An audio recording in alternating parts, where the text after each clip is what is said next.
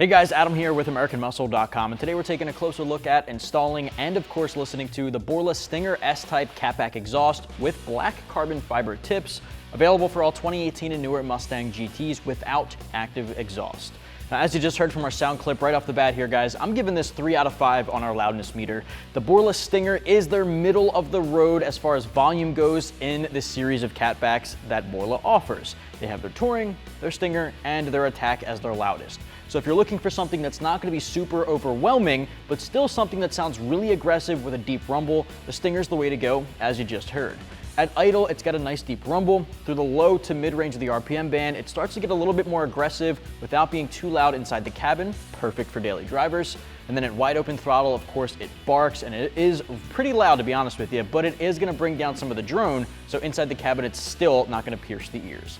Makes it a good kit for, again, daily drivers or the guys looking to just have a simple conversation at any time with their family in the car. Now, this guy is made of 3-inch mandrel-bent stainless steel. It's 304 stainless, so it's the highest quality in the category among exhausts. 304 is going to be a good option for guys like us located in the East Coast, seeing a lot of road salt in the wintry weather months. Corrosion and rust resistance is high with 304 compared to 409 or even aluminized. Now, the 304 stainless does carry a slightly higher price tag, and Borla's kits are known to be some of the better quality as far as the construction, so you can expect this guy to come in right around the $1,900 mark. Now, built into that $1,900 price tag is also the black carbon fiber tips. Now, this has a true carbon fiber sleeve, essentially bolted to the bare exhaust tip.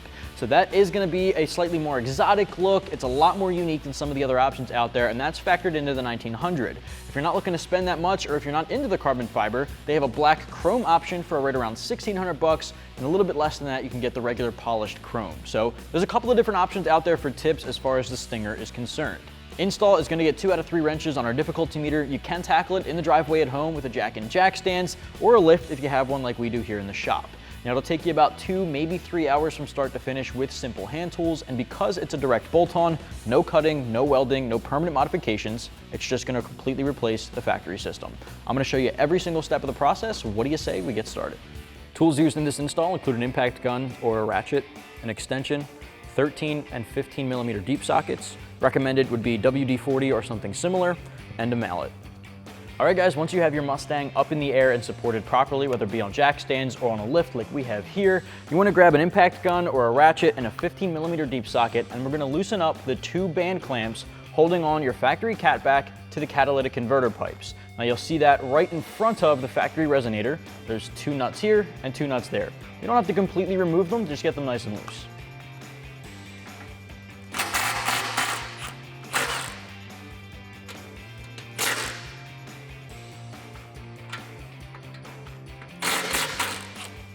All right, the next step, we're going to move back toward the rear of our vehicle, right under the rear subframe. Now, if you look at your rear sway bar, straight past them are 2 hangers where your exhaust is hooked on and bolted to that subframe using 2 13 millimeter bolts. From here, instead of trying to slide our hangers out of the isolators, I'm actually just going to completely unbolt the isolators to make life a lot easier. So grab an extension and a 13 millimeter deep socket, and what I like to do is go straight over the sway bar and remove those 2 bolts.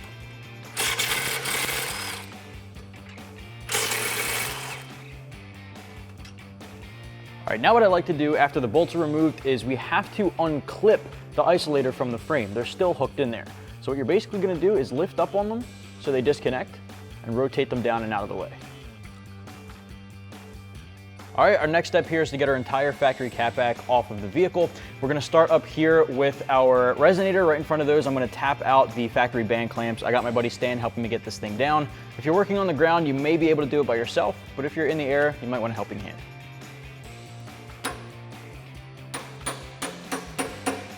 All right, so now we should slide them out of the hangers at the tips, and it should come free.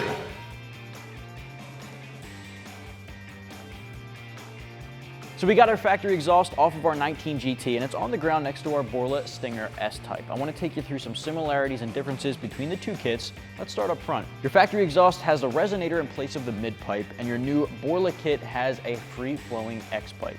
Now the X-pipe here is known to be a little bit louder and raspier than a resonator or even an H-pipe, and it's more free-flowing, which can translate to more power. So the X-pipe is definitely the way to go if that's what you have in mind.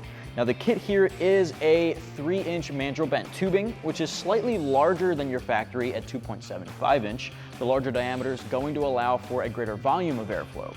With less kinks and a free-flowing airflow, along with a greater volume, that will translate to a better power gain. Now, this is all 304 stainless steel, which is the highest quality materials in the category for an exhaust, making it more corrosion and rust resistant than your factory kit.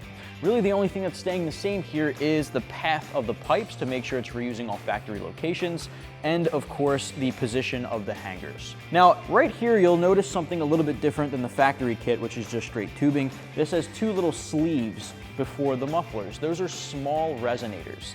The S-Type here has these small resonators in place to make sure that it's baffling some of the higher frequencies to bring the volume down a tad when compared to the Borla Attack, for example, which does not have these. It's also going to make sure it's minimizing drone to make sure inside the cabin, even at wide open throttle or at highway speeds, it's not a piercing droney sound.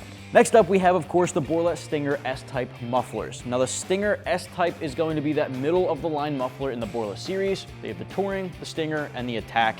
The Attack being the loudest, Touring being more mellow.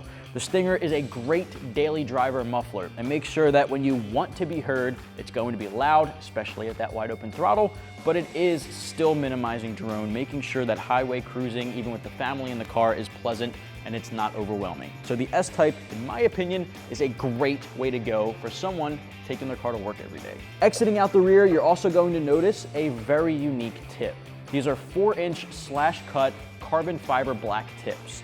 Now the carbon fiber is really a carbon fiber sleeve that is then bolted to the actual exhaust metal. So it's a little bit different than a regular exhaust tip, which is typically just welded straight on. These guys are attached using Phillips heads, and it honestly looks pretty aggressive. It is very unique. It's not going to be for everyone, but if you're looking for that exotic look at the rear, a true carbon fiber weave is going to be the way to go, and I think this is one of the few that offer it. Now, Borla does have their name right on top with a little red underline, so it gives you a pop of color there for a little contrast, and of course, you can represent one of the higher premium quality brands. Now, with that said, we do have to transfer over our factory hangers that we removed from our subframe, and we have to transfer over, of course, the factory band clamps, which will attach when we throw it on the car. Now, the first thing I want to do is actually take a look at this X-pipe. You can see there's two adapter pipes put into the inlet section.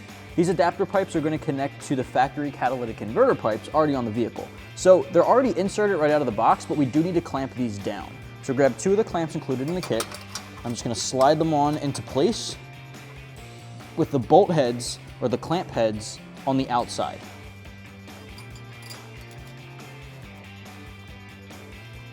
Make sure these guys are inserted all the way down. Grab your 15mm deep socket and tighten them down.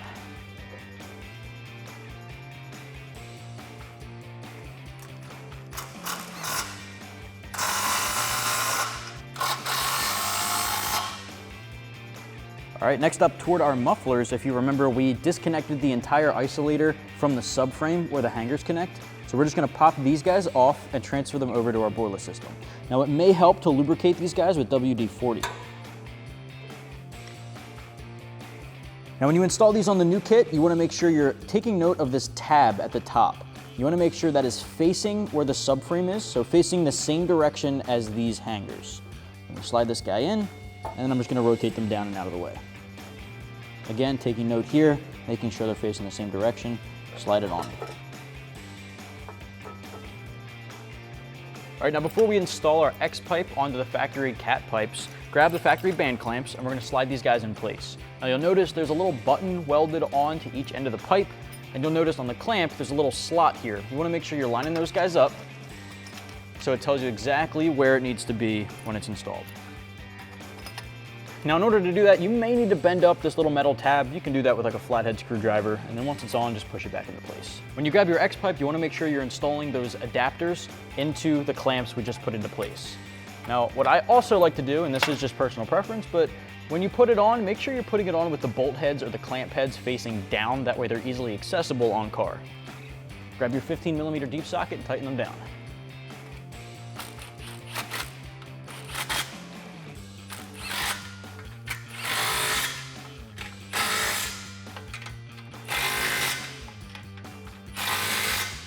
Next up, we're gonna start on our passenger side pipe. Make sure you have a clamp over the end here and insert it into the passenger side X-pipe.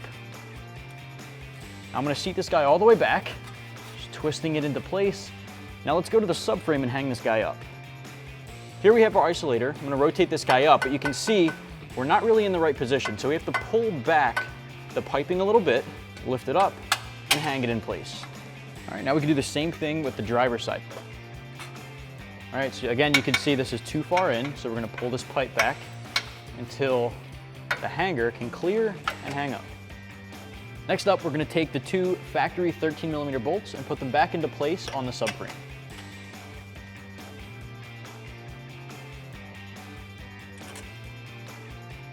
Grab your 13mm socket, and again, I like to use the extension to go over the rear sway bar, and we're gonna tighten them down.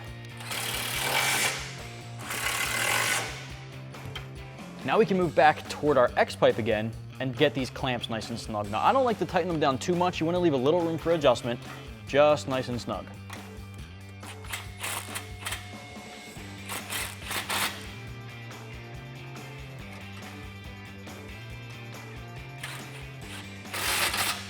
Next is our passenger muffler. Now make sure you have a clamp on the end. First, you want to focus on putting the hanger into the isolator by the tips. Now it may help to lubricate it with WD-40 just so it slides in a little easier on you. So once that's in place, you're gonna line up the pipes and connect them. All right, so I think we have a little bit of ways to go before it's completely seated, so I'm just gonna grab a mallet here and tap it in. Grab your 15 socket and get that clamp nice and snug. All right, repeat that same process on the driver's side. Again, make sure you have your clamp in place first.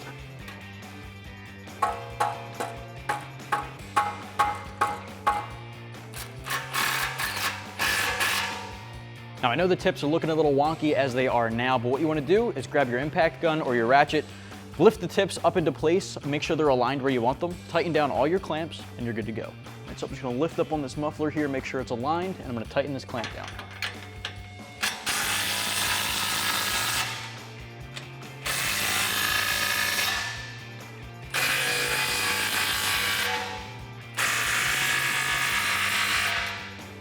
That's gonna wrap up my review and install as well as sound clip for the Borla Stinger S-Type catback exhaust with the black carbon fiber tips, available for all 18 and newer Mustang GTs without active exhaust. Get yours right here at AmericanMuscle.com.